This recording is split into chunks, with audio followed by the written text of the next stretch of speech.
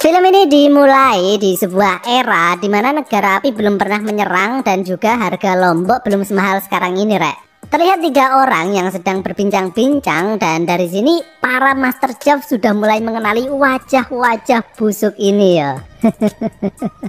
Pria ini bernama Kozuki. Dia ini adalah direktur di perusahaan ini, bukan yang paling tinggi jabatannya ya. Kemudian 2 orang ini bernama Kaito dan Marina. Mereka ini adalah sepasang suami istri yang bekerja di perusahaan ini di bagian inovasi produk. Dan perusahaan ini adalah perusahaan energi.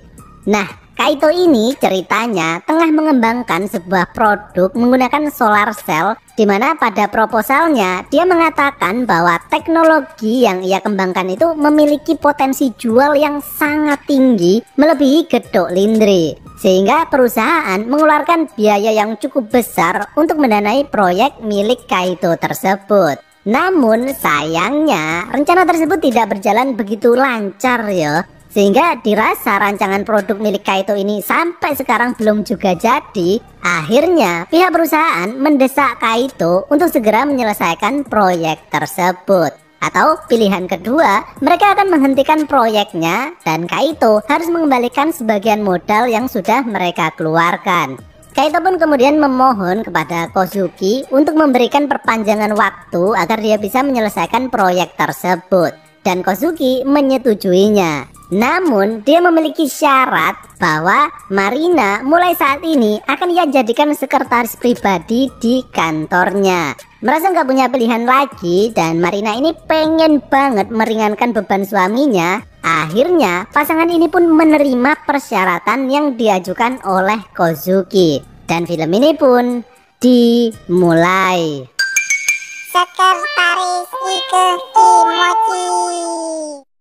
Keesokan harinya terlihat ruangan Kozuki ini mulai dibenahi karena mulai saat ini Marina nggak akan duduk bareng suaminya, melainkan duduk di dalam ruangan milik Kozuki. Dan meskipun Kaito ini sangat tidak senang dengan persyaratan Kozuki, namun dia nggak bisa berbuat apa-apa dan cuma bisa berusaha sebaik mungkin untuk segera menyelesaikan proyek tersebut.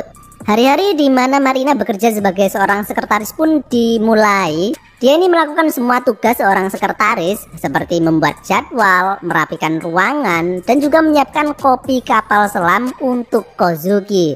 Namun dari sini barulah terlihat niatan busuk Kozuki yang sebenarnya. Ya sebenarnya sih sudah kelihatan dari awal ya. Kozuki mengatakan bahwa dia ini meminta Marina menjadi sekretarisnya bukan cuma untuk melakukan pekerjaan umum seperti itu. Dia mengatakan bahwa sebagai persyaratan agar suaminya mendapatkan perpanjangan waktu tersebut, Marina harus mau menuruti semua permintaannya, termasuk jika dia ingin menikmati bikang anget milik Marina.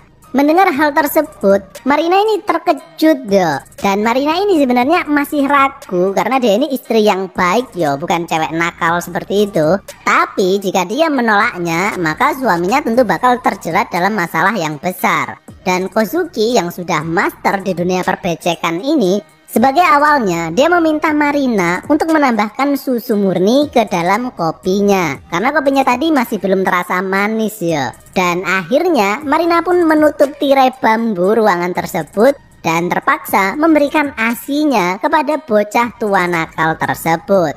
Setelah selesai, terlihat Kozuki ini begitu sangat bangga ya dan puas akan kekuasaan yang dimilikinya tersebut. Bahkan meskipun suaminya ada di dekatnya, dia ini nggak bisa berbuat apa-apa yo. Beberapa minggu pun berlalu, terlihat Kaito kini kembali dipanggil oleh Kozuki. Namun Kaito ini masih belum bisa menyelesaikan proyek tersebut. Dan tentu saja semakin lama proyek tersebut nggak jadi-jadi, otomatis biaya yang dikeluarkan oleh perusahaan tentu juga tambah banyak yo. Sehingga Marina ini sebenarnya menyarankan kepada Kaito untuk menghentikan saja proyek tersebut. Namun Kaito ini memiliki rasa gengsi yang tinggi sehingga dia ini keras kepala banget untuk tetap melanjutkan proyek tersebut. Mengetahui sifat suaminya seperti itu, Marina ini kemudian memohon kepada Kozuki agar dia bisa meringankan tanggungan yang dimiliki oleh suaminya. Dan di sini Kozuki kemudian mengatakan bahwa sebenarnya nggak peduli apakah proyek tersebut berhasil atau tidak, nantinya produk tersebut akan tetap saja gagal di pasaran. Karena perusahaan lain kini telah memiliki produk yang lebih bagus lagi. Jadi Kozuki ini otaknya licik banget yo. Berniat agar Kaito ini memiliki hutang yang besar kepada perusahaan. Namun Kozuki kemudian mengatakan bahwa nantinya meskipun Kaito gagal, dia tidak akan menanggung hutang yang besar kepada perusahaan asalkan Marina mau menjadi tempat penanaman benih tongkol jagung biji 2 miliknya. Dan merasa nggak punya pilihan lain, akhirnya sejak saat itu Marina pun terpaksa menjadi lahan bercocok tanam milik Kozuki. Marina pun kini sering banget pulang malam karena dia ini sering diajak pergi rapat oleh Kozuki, seperti bertemu dengan temannya dan juga dengan presiden perusahaan.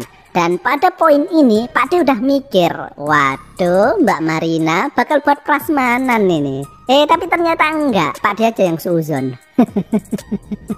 Dan setelah selesai hangout, mereka ini selalu saja mampir ke hotel untuk menikmati jajanan Kinder Crot milik Marina. Dan begitu seterusnya, sampai pada poin Marina ini lupa dengan tujuan awalnya kenapa dia mau menjadi sekretaris pribadi Kozuki, yaitu ingin meringankan beban suaminya toh. Namun sekarang Marina ini justru merasa bahwa kegiatan itu sudah menjadi rutinitas yang normal baginya. Dan dia ini sekarang juga sudah sangat hafal banget dengan rasa batang singkong milik Kozuki. Dan inilah kisah tentang kehancuran seorang istri yang baik dan menjadi istri yang bejat.